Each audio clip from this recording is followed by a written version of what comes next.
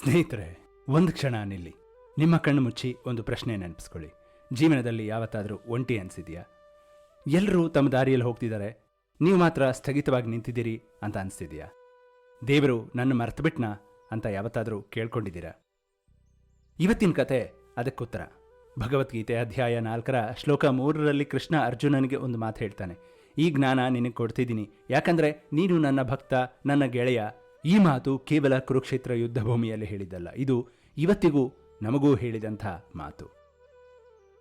ಬೆಂಗಳೂರಿನಿಂದ 80 ಕಿಲೋಮೀಟರ್ ದೂರದಲ್ಲಿ ಒಂದು ಚಿಕ್ಕ ಹಳ್ಳಿ ಇದೆ. ಹಸಿರು ಗದ್ದೆಗಳ ನಡುವೆ ಹಳೆಯ ಆಲದ ಮರದ ಕೆಳಗೆ ಒಂದು ಮನೆ. ಅಲ್ಲಿ ಅರ್ಜುನ್ ಅಂತ ಒಬ್ಬ ಹುಡುಗ ಇದ್ದ. ಅಪ್ಪ ರೈತ, ಅಮ್ಮ ದೇವರ ಭಕ್ತೆ. ಸಂಜೆ ದೀಪ ಹಚ್ಚದೆ ಮನೆಯಲ್ಲಿ ಯಾರೂ ಕೂಡ ಊಟ ಮಾಡದೇ ಇರುವಷ್ಟು ಭಕ್ತಿ ಇದ್ದ ಮನೆಯದು. ಅರ್ಜುನ್ ಚಿಕ್ಕಂದಿನಿಂದ ತುಂಬ ಹುಷಾರು, ಕಲಿಯುವ ಆಸಕ್ತಿ, ಮನಸ್ಸಿಗೆ ದೊಡ್ಡ ಕನಸು. ಬೆಂಗಳೂರಿಗೆ ಹೋಗಿ ಒಳ್ಳೆ ಕೆಲಸ ಮಾಡಬೇಕು, ತಂದೆ ತಾಯಿಗೆ ಒಳ್ಳೆ ಜೀವನ ಕೊಡಬೇಕು ಅಂತ ಕನಸು ಕಂಡವನವನು. ಆದರೆ ಬೆಂಗಳೂರು ಅಷ್ಟು ಸುಲಭ ಇರಲಿಲ್ಲ. ಒಂದು ಸಣ್ಣ PG ರೂಮು, ದಿನಕ್ಕೆ 2 ಇಂಟರ್ವ್ಯೂ, ರಾತ್ರಿ ಒಬ್ಬನೇ ಮಲಗುವ ಕೋಣೆ. ತಿಂಗಳ ಮೇಲೆ ತಿಂಗಳು ಕಳೆದರೂ ಕೆಲಸ ಸಿಗಲಿಲ್ಲ. ಗೆಳೆಯರು, ಹಳ್ಳಿ ಹುಡುಗ, ಈ ಸಿಟಿ ನಿನಗೆ ಒಗ್ಗಲ್ಲ ಅಂತ ಮಾತಾಡಿಕೊಂಡ್ರು. ಬ್ಯಾಂಕ್ ಅಕೌಂಟ್ ಖಾಲಿ ಆಗ್ತಾ ಬಂತು. ಒಂದು ಬೆಳಗ್ಗೆ ಅರ್ಜುನ್ ಫೋನ್ ಎತ್ತಿದ. ಅಮ್ಮ ಕರೆ ಮಾಡಿದ್ಲು. ಮಗನೇ, ಊಟ ಮಾಡಿದ್ಯಾ ಅಂತ ಮಾತ್ರ ಕೇಳಿದ್ಲು. ಅಷ್ಟಕ್ಕೆ ಅವನ ಕಣ್ಣಲ್ಲಿ ನೀರು ಬಂತು. ಯಾಕೆ ಅಂತ ಅವನಿಗೆ ಗೊತ್ತೇ ಇರಲಿಲ್ಲ. ಒಂಟಿತನ ಒಂದೇ ರಾತ್ರಿ ಎಷ್ಟೊಂದು ಭಾರ ಇದೆ ಅಂತ ಅವನಿಗೆ ಆ ಕ್ಷಣ ತಿಳಿಯಿತು. ಆ ರಾತ್ರಿ ಅರ್ಜುನ್ ಒಂದು ನಿರ್ಧಾರ ಮಾಡಿದ. ಹತ್ತಿರದ ಕೃಷ್ಣ ದೇವಸ್ಥಾನಕ್ಕೆ ಹೋದ. ಅಲ್ಲಿ ದೊಡ್ಡ ಹಾಡಿಲ್ಲ, ಜನ ಗದ್ದಲ ಇಲ್ಲ. ಸಂಜೆ ದೀಪ ಉರಿತಿತ್ತು, ಊದುಬತ್ತಿ ಹೊಗೆ ಮೇಲಕ್ಕೆ ಹೋಗ್ತಿತ್ತು.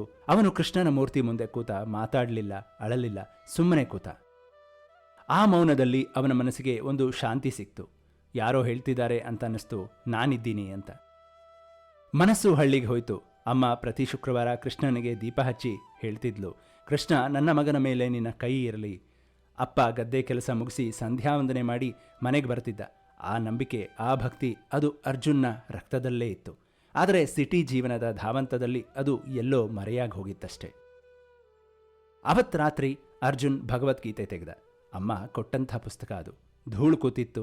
ಅಧ್ಯಾಯ 4 ತೆಗೆದ. ಶ್ಲೋಕ 3 ಕಣ್ಣಿಗೆ ಬಿತ್ತು.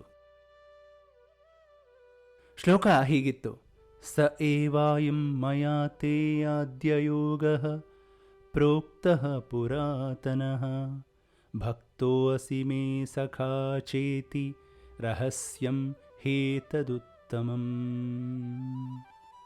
ಇದರ ಅರ್ಥ ಕೃಷ್ಣ ಹೇಳ್ತಾನೆ, ಈ ಜ್ಞಾನ ನಿನಗೆ ಕೊಡ್ತಿದ್ದೀನಿ, ಯಾಕೆಂದರೆ ನೀನು ನನ್ನ ಭಕ್ತ ಮತ್ತು ನೀನು ನನ್ನ ಗೆಳೆಯ. ಭಕ್ತ ಮಾತ್ರ ಅಲ್ಲ, ಗೆಳೆಯ ಕೂಡ. ದೇವರು ನಮ್ಮನ್ನ ಗೆಳೆಯ ಅಂತ ಕರೀತಿದ್ದಾನೆ. ಇದು ಎಷ್ಟು ದೊಡ್ಡ ಮಾತು ಅಲ್ವಾ? ಅರ್ಜುನ್ಗೆ ಆ ಕ್ಷಣ ಗೊತ್ತಾಯಿತು, ನಾನು ಒಂಟಿಯಲ್ಲ, ದೇವರು ನನ್ನ ಜೊತೆ ಇದ್ದಾನೆ ಅಂತ. ಆತ ನನ್ನ ಗೆಳೆಯ ಅಂತ ನೋಡ್ತಿದ್ದಾನೆ ಅನ್ನೋದು ಗೊತ್ತಾಯಿತು.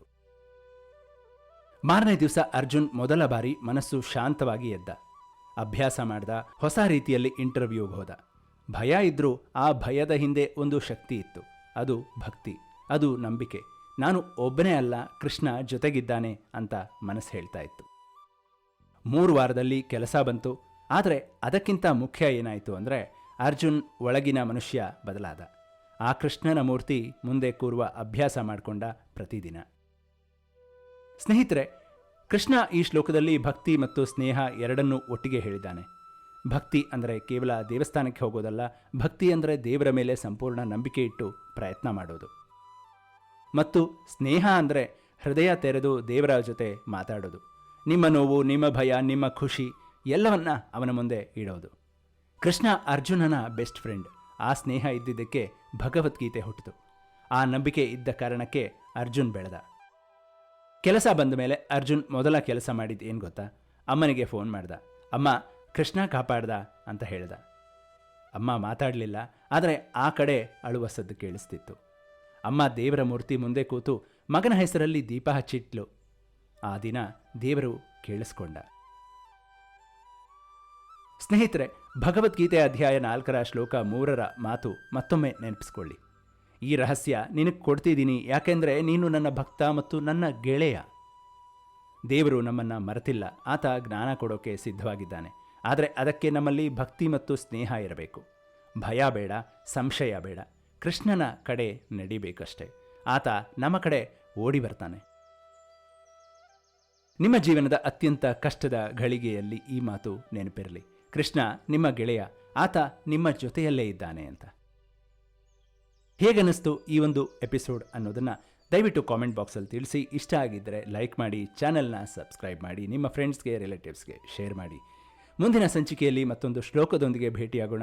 ಅಲ್ಲಿವರೆಗೂ ಎಲ್ಲರಿಗೂ ನಮಸ್ಕಾರ. ಜೈ ಶ್ರೀಕೃಷ್ಣ.